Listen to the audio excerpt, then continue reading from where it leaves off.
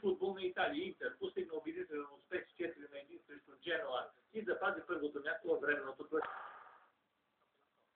Рома победи 3-2 своя градски съперник Лацио в дерби срещу 10-я кръг в италианската футболна серия А.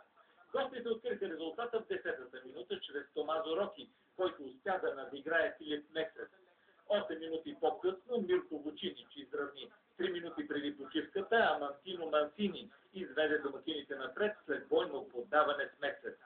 В 56-та Симоне Перота даде преднина от 2 гола за домакините. Той завърши с точен удар, триходовата комбинация започната от Макс Тонето и минала през Вучинич. Лацио върна един гол в 69-та след отлично изпълнен пряк свободен удар от Кристиан Ледесма. След тази победа Рома е на второто място в първенството с 21 точки или с 3 по-малко от временния водач Интер.